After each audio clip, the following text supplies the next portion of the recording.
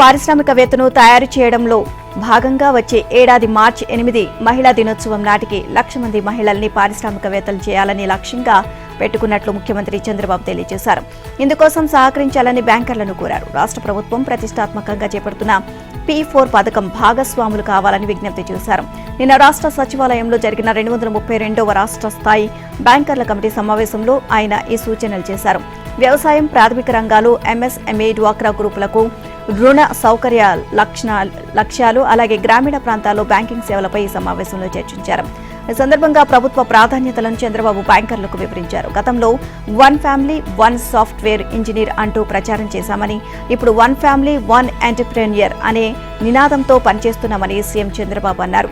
ఈ కార్యక్రమంలో మహిళలకు పెద్దపీట వేయాలని నిర్ణయించుకున్నారు. వచ్చే ఏడాది అంతర్జాతీయ మహిళా దినోత్సవం నాటికి 1,00,000 మంది మహిళలను పారిశ్రామికవేత్తలుగా తీర్చిదిద్దేలా కార్యాచరణ సిద్ధం చేశామని, దీనికి బ్యాంకర్లు సహకరించాలని కోరారు.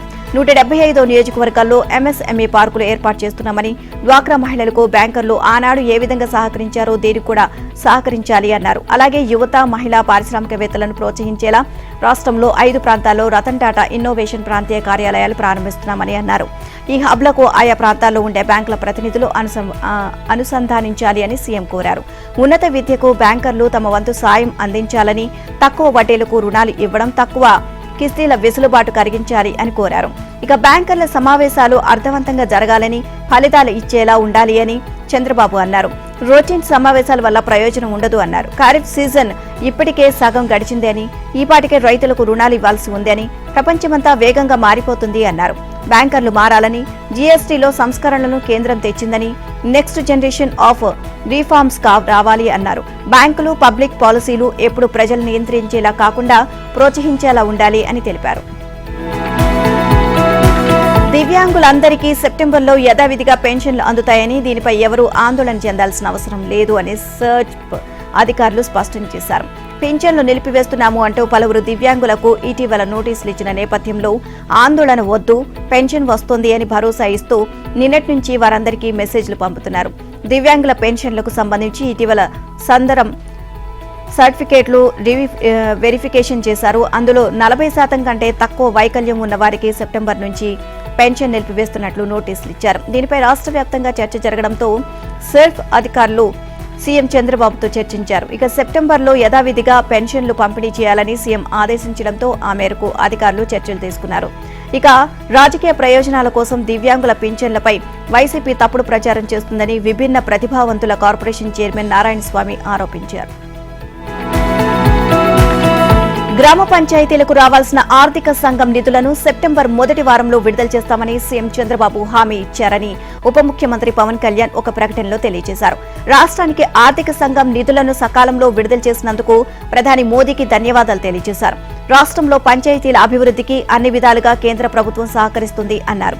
ఈ నిధుల అంశంపై ఈ నెల 15న పంచాయతీరాజ్ కమిషనర్ కార్యాలయం సర్పంచ్లు సంప్రదించారని, పెండింగ్ లో ఉన్న 15వ ఆర్థిక సంఘం నిధులు 1120 కోట్లు సెప్టెంబర్ మొదటి వారం నాటికి అన్ని పంచాయతీలకు విడుదల చేస్తామని చంద్రబాబు హామీ ఇచ్చారని పేర్కొన్నారు. అందుకు చంద్రబాబుకు ధన్యవాదాలు తెలియజేశారు. ఏపీసీఐటీ మాజీ చీఫ్ ఎన్ సంజయ్ విజయవాడ ఏసీబీ కోర్టులో నిన్న లొంగిపోయారు. ఆయనకు న్యాయస్థానం 14 రోజుల జ్యుడిషియల్ రిమాండ్ విధించింది.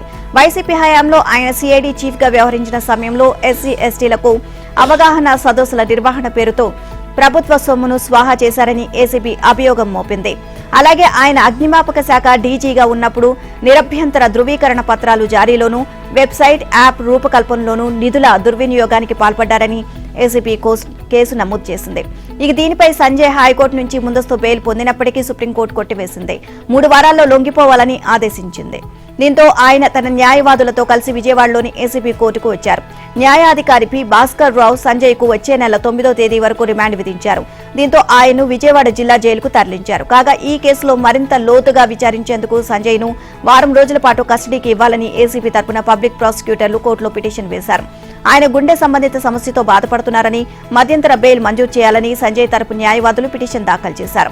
ఆయనకు ఏషియన్ గ్యాస్ట్రో ఆంట్రాలజీ ఆసుపత్రిలో శస్త్రచికిత్స జరిగింది అంటూ సంబంధిత రిపోర్టులను కోర్టుకు సమర్పించారు. మధ్యంతర బెయిల్పై కౌంటర్ దాఖలు చేయాలని, ఏసీబీని కస్టడీపై కౌంటర్ వేయాలని సంజయ్ తరపు న్యాయవాదులను ఆదేశిస్తూ న్యాయాధికారి విచారణను ఈ నెల 29వ తేదీకి వాయిదా వేశారు. మరోవైపు జిల్లా జైల్లో రిమాండ్ ఖైదీగా ఉన్న సంజయ్ కు జైలు అధికారులు 7971 నెంబర్ను కేటాయించారు. డిఎస్సీలో మెరిట్ అభ్యర్థులకు పాఠశాల విద్యాశాఖ మంగళవారం కాల్ లెటర్లు విడుదల చేసింది. అభ్యర్థుల వ్యక్తిగత లాగిన్లలో అందుబాటులో ఉంచింది. సర్టిఫికెట్ల పరిశీలనపై SMS ద్వారా సమాచారం అందించింది. రేపు ఉదయం 9 గంటల నుంచి అన్ని జిల్లాల్లో సర్టిఫికెట్ల పరిశీలన ప్రక్రియ ప్రారంభం కానుంది. అభ్యర్థులు అన్ని ఒరిజినల్ సర్టిఫికెట్లతో పరిశీలనకు హాజరు కావాలి. సరైన పత్రాలు సమర్పించని వారి స్థానంలో తర్వాత మెరిట్ అభ్యర్థులను సర్టిఫికెట్ల పరిశీలనకు పిలువనున్నారు. గత వైసీపీ హయాంలో వ్యవస్థలు ఎంతగా నాశనమయ్యాయో చెప్పేందుకు జీవిత ఖైదీ శ్రీకాంత్ వ్యవహారమే నిదర్శనం. కట్టుదిట్టమైన భద్రత, నిఘా ఉండే నెల్లూరు సెంట్రల్ జైలు అతనికి డెన్గా మారింది. గత ప్రభుత్వంలో శ్రీకాంత్ కోసం వైసీపీ ఎమ్మెల్యేల నుంచి రాష్ట్ర ఉన్నతాధికారుల వరకు నెల్లూరు సెంట్రల్ జైలు అధికారులకు సిఫార్సులు చేశారు. ఆ 5 ఏళ్లు శ్రీకాంత్ జైల్లో వీఐపీ హోదాను అనుభవించాడు. పోలీసు ఉన్నతాధికారులు కూడా శ్రీకాంత్ మనోడే అన్నట్లుగా చూసుకోమన్నారు. వైసీపీ ప్రజాప్రతినిధులు అతడి పెరోల్కు పలుసార్లు లేఖలు ఇవ్వడమే కాకుండా తరచూ జైలు ఉన్నతాధికారులకు ఫోన్ చేసి యోగక్షేమాలు వివరించారు. దీంతో జైల్లో అతని పెత్తనం మొదలైంది. శ్రీకాంత్ చెప్పినట్లు ఖైదీలు నడుచుకునేవారు. ఖైదీలు ఆసుపత్రికి వెళ్లాలన్నా అతని అనుమతి తప్పనిసరి. జైలు లోపలికి అడుగుపెట్టిన ప్రతి రిమాండ్ ఖైదీ అతన్ని కలవాల్సిందే. ఏ నేరం కింద జైలుకు వచ్చాడో చెప్పాలి. వివిధ నేర ఆరోపణలపై జైలుకు వచ్చిన రిమాండ్ ఖైదీలను అతను ఆకర్షించాడు. జైలు భోజనం ఉప్పు కారం లేకుండా ఉంటాయి. కానీ శ్రీకాంత్ను కలిస్తే వారి భోజనంలో ఆ రెండు ఉంటాయి. ఇక ఉప్పు బాటిల్ నుంచి అప్పడాలు, చెకోడీలు, సిగరెట్ల వరకు అన్ని శ్రీకాంత్ వద్ద అందుబాటులో ఉండేవి. వీటన్నిటికీ మించి మొబైల్ ఫోన్ ఉండేది. రిమాండ్ ఖైదీలకు ఈ సౌకర్యాలు కల్పించి శ్రీకాంత్ వారిని తన గుప్పిట్లో పెట్టుకున్నాడు. వారు బయటికి వెళ్లగానే తన మనుషులను కలవమని చెప్పేవాడు. అలా వీరు ఆ గ్యాంగ్లో సభ్యులయ్యారు. తెలుసో తెలియకో ఏదో ఒక నేరం చేసి రిమాండ్ జీవితం అనుభవించిన పలువురు యువకులు శ్రీకాంత్ నేర సామ్రాజ్యంలోకి ప్రవేశించి వెనక్కి రాలేని స్థితికి చేరుకున్నారు. వందలాది మంది రౌడీ షీటర్లతో ముఠా ఏర్పాటు చేసుకున్నారు. ఇక తనకు అన్ని విధాలా సహకరిస్తున్న జైలు సిబ్బందికి నెల నెల మామూళ్లు అందజేసేవాడు. ఇక ములాఖాత్ పేరుతో రౌడీ షీటర్లు శ్రీకాంత్ను కలిసేవారు. జైల్లోనే పంచాయతీలు, నేరాలకు స్కెచ్లు వేసేవారు. అక్కడే ఉంటే ప్రమాదమని నెల్లూరు సెంట్రల్ జైలుపై పూర్తి పట్టు సాధించుకున్న శ్రీకాంత్ను అక్కడే ఉంచితే కట్టడి చేయడం కష్టమనే ఉద్దేశంతో జైలు శాఖ అతన్ని విశాఖ సెంట్రల్ జైలుకు తరలించింది. శ్రీకాంత్కు గతంలో జైలు నుంచి తప్పించుకున్న చరిత్ర ఉంది. విశాఖ కేంద్ర కారాగారంలోని ఉన్న అతనికి కొన్ని సౌకర్యాలను నిలుపుదల చేయాలని ఉన్నతాధికారులు నిర్ణయం తీసుకున్నారు. కాగా రౌడీ షీటర్ శ్రీకాంత్ అరుణ విషయంలో పోలీసులు విభిన్న కోణంలో లోతుగా విచారించాలని, ఎవరితో ఎవరికి లింకులు ఉన్నా విడిచిపెట్టవద్దని గుంటూరు రేంజ్ ఐజీ సర్వశ్రేష్ఠ త్రిపాఠి పోలీసులు అధికారులను ఆదేశించినట్లు సమాచారం. మరోవైపు కిలేడి అరుణను పోలీసు కస్టడీకి ఇస్తూ కోవూరు అదనపు ఇన్ఛార్జి మెజిస్ట్రేట్ శారదారెడ్డి నిన్న ఉత్తర్వులు ఇచ్చారు. బెయిల్ కోరుతూ అరుణ దాఖలు చేసిన పిటిషన్ను కొట్టివేశారు. నెల్లూరు జిల్లా కోవూరు మండలం పడుగపాడులోని తన అపార్ట్మెంట్లో ఫ్లాట్లను ఆక్రమించిన అరుణ, ఆమె అనుచరులు అతనిపై దౌర్జన్యానికి పాల్పడ్డారని వ్యాపారి మురళీకృష్ణ 19న కోవూరు పోలీసులకు ఫిర్యాదు చేయడం, ఆమెను అరెస్ట్ చేసి జైలుకు తరలించారు. సీనియర్ ఐఏఎస్ అధికారి శ్రీలక్ష్మి పేరెత్తకుండానే వైసీపీ సీనియర్ నేత మాజీ ఎమ్మెల్యే భూమన కరుణాకర్ రెడ్డి తీవ్ర పదజాలంతో విరుచుకుపడ్డారు. ఆమె తాటాకి, పూతన, లంకిని, ఆధునిక రజియా సుల్తానా అంటూ సెల్ఫీ వీడియోలో మండిపడ్డారు. తిరుపతిలో టీటీఆర్ బాండ్ల అవినీతి జరిగింది అంటూ ప్రచారం జరగడానికి కారణం ఓ మహిళా ఐఏఎస్ అంటూ శ్రీలక్ష్మిపై ఆరోపణలు గుప్పించారు. తిరుపతిలో గత ప్రభుత్వంలో తాము మాస్టర్ ప్లాన్ కింద 21 రోడ్లు కొత్తగా వేస్తుండగా ఆ రోడ్ల నిర్మాణంతో స్థలాలు కోల్పోయే వారిని టీటీఆర్ బాండ్ల పేరుతో దోపిడీ చేయడానికి, తద్వారా 100 కోట్లు నొక్కేయడానికి ఆవిడ కుటిల పన్నాగం పన్నారు అని ఆరోపించారు. దీన్ని తాము అడ్డుకున్నాము అన్న దుగ్ధతో ఆమె తమ పక్క జిల్లా టీడీపీ నేతలకు ఆ విషయం చెప్పి 2000 కోట్ల అవినీతి జరిగిందని తమపై ఎంత ప్రచారం చేశారో అందరికీ తెలుసు అన్నారు. అవినీతిలో ఆమె అనకొండ అని, రాష్ట్రంలో అప్పటి మంత్రులను పూచిక పుల్లల్లా చేసేవారు అని ఆరోపించారు.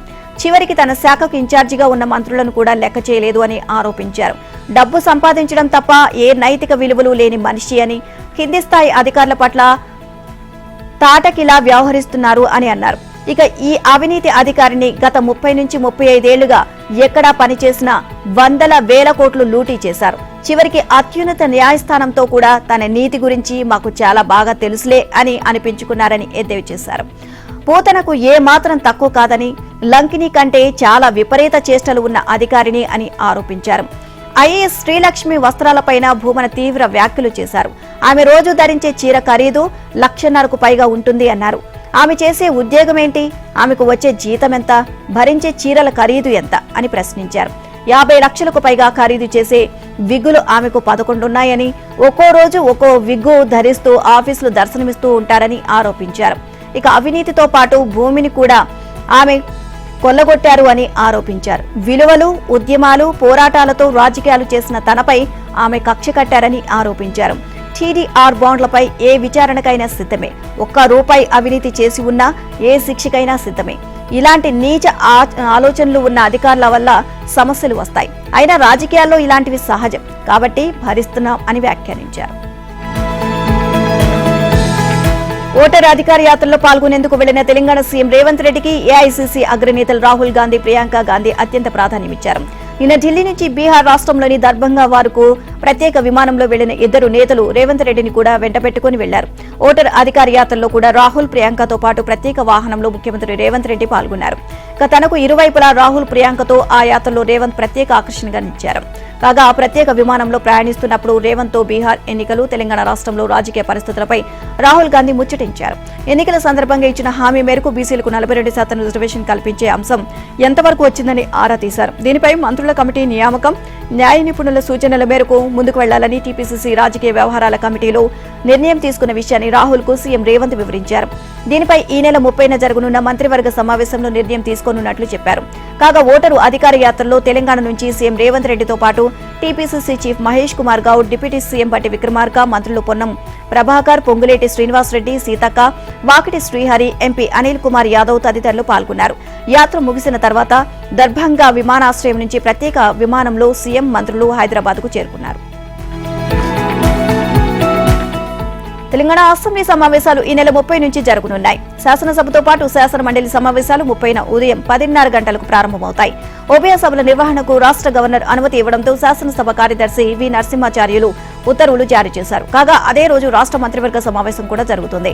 సీఎం రేవంత్ రెడ్డి అధ్యక్షతన మధ్యాహ్నం 1 గంటకు శాసనసభలోని కమిటీ హాల్లో కేబినెట్ భేటీ ప్రారంభమవుతుంది. ఈ మేరకు ప్రభుత్వ ప్రధాన కార్యదర్శి కె రామకృష్ణారావు ఉత్తర్వులు జారీ చేశారు. మంత్రివర్గ సమావేశంలో ప్రధానంగా స్థానిక సంస్థల ఎన్నికల్లో బీసీలకు 42% సీట్ల కేటాయింపు, స్థానిక సంస్థల ఎన్నికల నిర్వహణపై చర్చించనున్నారు. కాగా అసెంబ్లీ సమావేశాలు కాళేశ్వరం ప్రాజెక్టుపై జస్టిస్ పిసి ఘోష్ కమిషన్ ఇచ్చిన నివేదికను ప్రవేశపెట్టి చర్చించనున్నారు.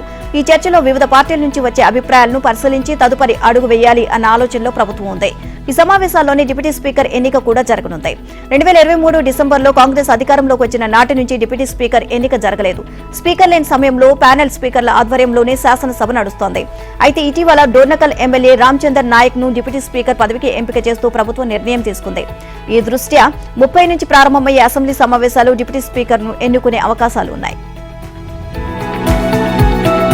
హైదరాబాద్ వేదికగా 2036 ఒలింపిక్స్ నిర్వహణకు గాను బేట్ వేసేందుకు గల అవకాశాలపై చర్చించడమే ప్రధాన ఎజెండాగా రేపు Telangana sports hub board governors సమావేశం జరగనుంది. ఈ కార్యక్రమానికి ముఖ్యమంత్రి రేవంత్ రెడ్డి హాజరు కానుండడం విశేషం.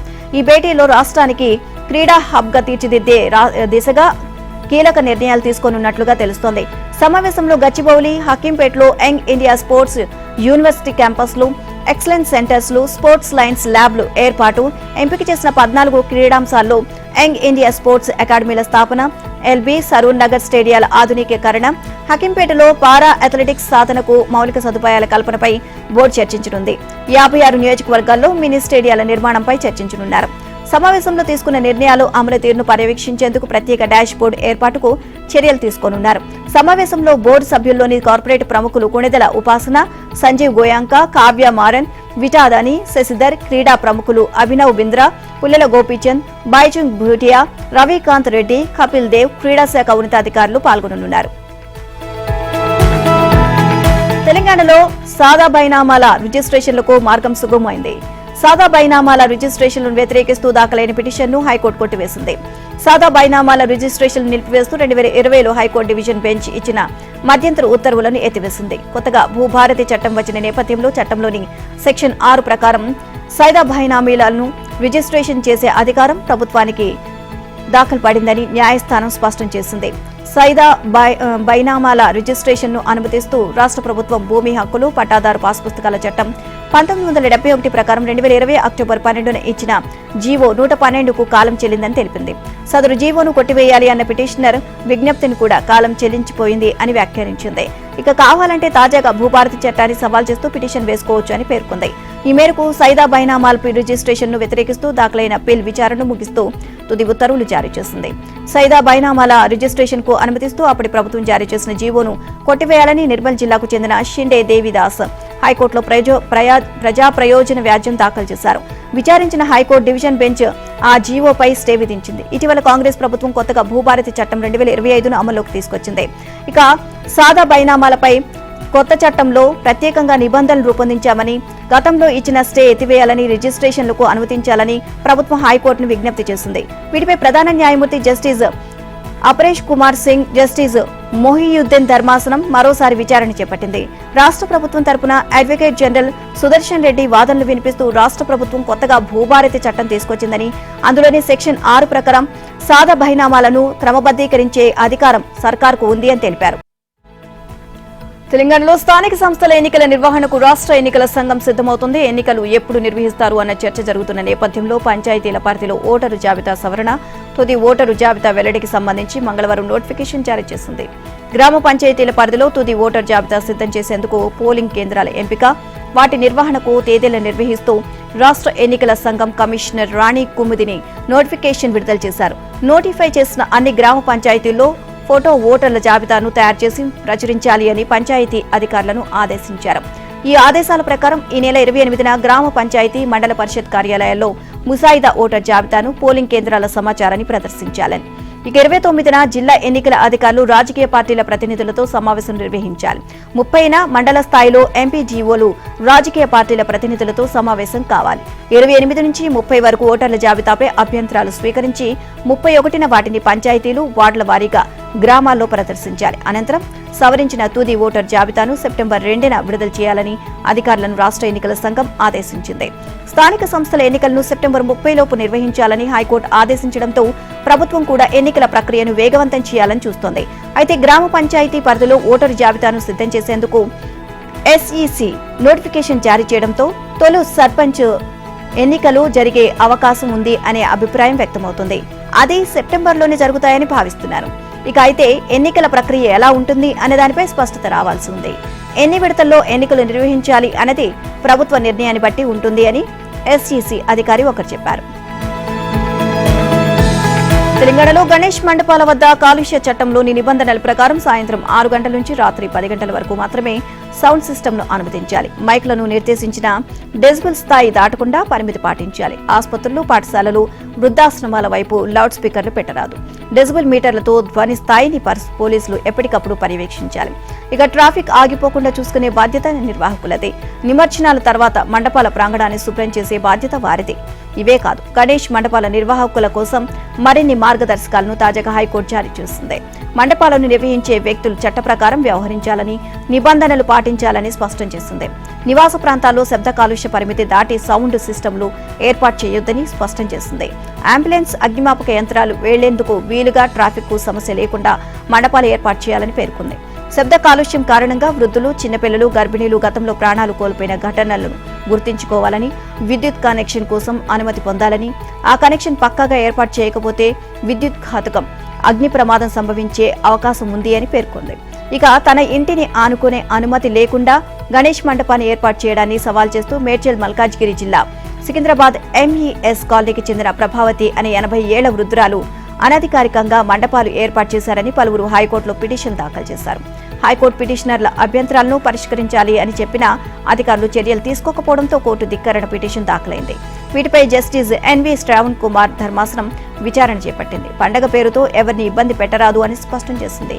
ప్రజల నుంచి వచ్చిన విజ్ఞప్తులను, సమస్యలను దృష్టిలో ఉంచుకొని విగ్రహాల ఏర్పాటుకు మున్సిపల్ అధికారులు, పోలీసులు అనుమతి ఇవ్వాలని పేర్కొంది. ఎన్నికైన రాష్ట్ర ప్రభుత్వాలు అసెంబ్లీలో ఆమోదించి పంపిన బిల్లులను తిప్పి పంపకుండా, ఆమోదం తెలపకుండా తొక్కిపట్టడం ద్వారా గవర్నర్లు వాటి విటో చేయగలరంటే ద్రవ్య బిల్లులను సైతం అలాగే ఆపే అవకాశం ఉందని సుప్రీంకోర్టు ఆందోళన వ్యక్తం చేసింది. అలాంటి పరిస్థితి వస్తే అది సమస్యాత్మకమని వ్యాఖ్యానించింది. అయితే బిల్లులకు ఆమోదం విషయంలో గవర్నర్లకు రాష్ట్రపతికి ఉన్న స్వతంత్ర అధికారాలను బీజేపీ పాలిత రాష్ట్రాలు సమర్థించాయి. చట్టాలకు కోర్టులు ఆమోదం ఇవ్వలేదని, ప్రతి వ్యాధికి కోర్టు ఔషధం కాజాలదు అని వాదించాయి. ఇక బిల్లులకు ఆమోదం ఇవ్వగల అధికారం రాజ్యాంగం ప్రకారం రాష్ట్రపతికి, గవర్నర్లకు మాత్రమే ఉందని, అంతే తప్ప ఆమోదం ఇచ్చినట్లుగా పరిగణించడం అనే పద్ధతి రాజ్యాంగంలో లేదు అని మహారాష్ట్ర తరపున వాదనలు వినిపించిన సీనియర్ అడ్వకేట్ హరీష్ సాల్వే స్పష్టం చేశారు. బిల్లులకు ఆమోదం తెలపాలి అంటూ కోర్టులు రిట్ ఆఫ్ మాండమస్ జారీ చేయలేవని, ఒక చట్టానికి కోర్టు ఆమోదం ఇవ్వలేదని, ఆ అధికారం గవర్నర్కు లేదా రాష్ట్రపతికి మాత్రమే ఉంది అని తేల్చి చెప్పారు. బిల్లును నిలిపివేయడం అనేది గవర్నర్కు ఉన్న 4వ ప్రత్యామ్నాయం అని వివరించారు.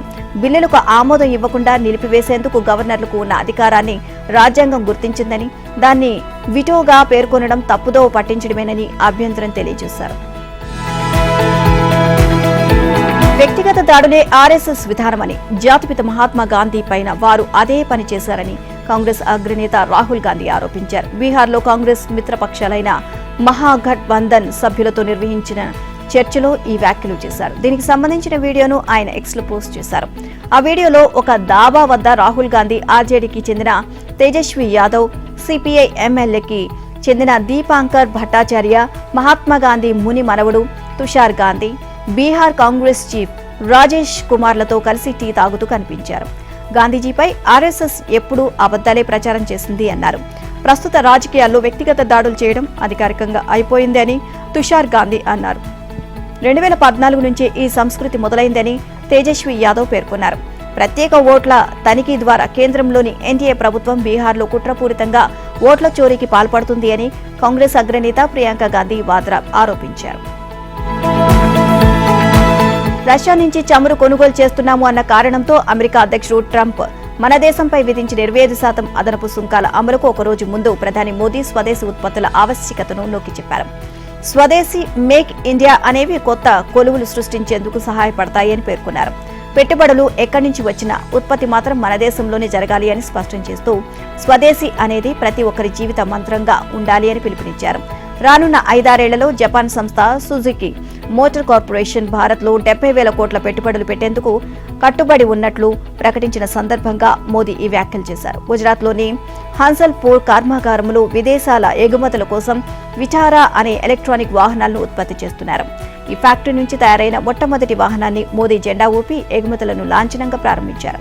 అలాగే ఈవీలో కీలకమైన lithium ion battery, cell, electrode ఉత్పత్తుల ఫ్యాక్టరీని కూడా మోదీ ప్రారంభించారు. కాగా ప్రధాని మోదీ 2 రోజుల పర్యటన కోసం రేపు జపాన్ బయలుదేరనున్నారు. 29-30 తేదీల్లో ఆ దేశ ప్రధాని షిగెరు ఇషిబాతో కీలక చర్చలు జరపనున్నారు. 15వ భారత్ జపాన్ వార్షిక సదస్సులో పాల్గొంటారు. ఇషిబాతో మోదీ సమావేశం కానుండడం ఇదే మొదటిసారి. 2014లో ఆయన ప్రధానిగా పగ్గాలు స్వీకరించాక జపాన్ వెళ్లడం ఇది 8వసారని విదేశాంగ కార్యదర్శి విక్రమ్ మిశ్రీ తెలియజేశారు. అటునుంచి అటే చైనాలోని టియాన్జిన్లో జరిగే షాంఘై సహకార సంస్థ సదస్సుకు వెళ్తారని, 31-1 తేదీల్లో అక్కడే ఉంటారని అన్నారు. చైనా అధ్యక్షుడు జీ జిన్పింగ్, రష్యా అధ్యక్షుడు పుతిన్తో వేర్వేరుగా ముఖాముఖి భేటీలు నిర్వహిస్తారని అన్నారు. బీహార్లో చేపట్టిన ఓటరు జాబితా ప్రత్యేక సవరణపై ప్రతిపక్షాల ఆరోపణల నేపథ్యంలో ఎన్నికల సంఘం కీలక నిర్ణయం తీసుకున్నట్లు తెలిసిందే. పై బీహార్లో ప్రజాభిప్రాయ సేకరణ చేపట్టేందుకు ఈసీ సిద్ధమైనట్లు సమాచారం. ప్రజాభిప్రాయ సేకరణ ద్వారా సర్పై ప్రజలకు అవగాహన కల్పించడంతో పాటు ఓట్ చోరీ అంటూ ప్రతిపక్షాలు చేస్తున్న విమర్శలకు బదులు చెప్పవచ్చు అని ఈసీ ఆలోచనగా తెలిసిందే. అలాగే సర్పై ప్రజలకు అవగాహన కల్పించడం ద్వారా ఓటరు జాబితా సవరణ ప్రక్రియ కూడా వేగవంతం అవుతుందని ఈసీ అనుకుంటోంది. ఈ మేరకు సర్పై ప్రజాభిప్రాయ సేకరణ ఈసీ 5 ప్రశ్నలు సిద్ధం చేసినట్లు పాట్నా హైకోర్టు ప్రధాన న్యాయమూర్తి జస్టిస్ విపుల్ మనుబాయ్ పంజోలీకి సుప్రీంకోర్టు న్యాయమూర్తిగా పదోన్నతి కల్పిస్తూ అత్యున్నత న్యాయస్థానం కొలీజియం తీసుకునే నిర్ణయానికి సీనియర్ జస్టిస్ బివి నాగరత్న గట్టి అసమ్మతి తెలిపారు. కొలీజియం వ్యవస్థకు ఉన్న విశ్వసనీయతను జస్టిస్ పంచోలి నియామకం దెబ్బతీస్తుంది అని పేర్కొన్నారు. ఇక పాట్నా, బాంబే హైకోర్టు ప్రధాన న్యాయమూర్తులు జస్టిస్ పంచోలి, అలోక్ ఆరాధేలకు పదోన్నతి కల్పిస్తూ సుప్రీంకోర్టు కొలీజియం కేంద్రానికి సిఫార్సు చేసింది. 5 సభ్యులు కొలీజియంలో 4:1 తేడాతో పంచోలి నియామకానికి ఆమోదం తెలిపిందని వార్తలు వచ్చాయి.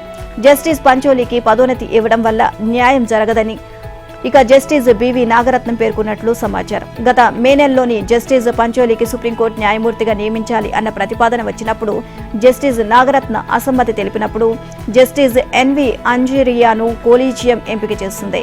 3 నెలల తర్వాత మళ్లీ కొలీజియం జస్టిస్ పంచోలి పేరును ముందుకు తేవడంతో ఆమె తీవ్రమైన అసమ్మతి నోటు రాశారని యుఎస్ ఓపెన్ లో 2వ రోజు పురుషుల సింగిల్స్ బరిలోకి దిగిన స్పెయిన్ సంచలన కార్లోస్ ఆల్గరజ్ తో పాటు Casper Ruud, Khachanov, Andrey Rublev, Holger Rune, Frances Tiafoe లాంటి సీడెడ్లంతా 2వ రౌండ్కు దూసుకు వెళ్లారు. మహిళల్లో మాత్రం 6వ seed Madison Keys, Ukraine star Svitolina, veteran ace Venus Williams ఆరంభంలోనే ఇంటిబాట పట్టారు. స్థానిక ఆటగాడు విలీ ఒపెల్కాతో జరిగిన పోరును మాజీ ఛాంపియన్ అల్కరాజ్ వరుస సెట్లలో ముగించాడు. కెరీర్లో తొలి గ్రాండ్ స్లామ్ ను 3 ఏళ్ల క్రితం ఇక్కడే నెగ్గిన 22 ఏళ్ల అల్కరాజ్ గ్రాండ్ స్లామ్స్ లో తొలి రౌండ్ విజయాలు రికార్డును 19-0 తేడాతో మరింత పదిలం చేసుకున్నాడు. ఇక ఎమిలియానో అరంగాను 5వ సీడ్ మిర్రా ఆండ్రివా, అలీసియాను 15వ సీడ్ కసత్కినా, ఎలెనాను సకారి మరియాను ఓడించి 2వ రౌండ్ లో ప్రవేశించారు. ఇక హాంకాంగ్ కు చెందిన 21 ఏళ్ల కోల్మన్ వాంగ్ అలెగ్జాండర్ ను ఓడించి 2వ రౌండ్ చేరాడు. ఈ క్రమంలో ఓపెన్ ఎరా గ్రాండ్ స్లామ్ సింగిల్స్ మ్యాచ్ నెగ్గిన తొలి హాంకాంగ్ ఆటగాడిగా వాంగ్ చరిత్ర సృష్టించారు.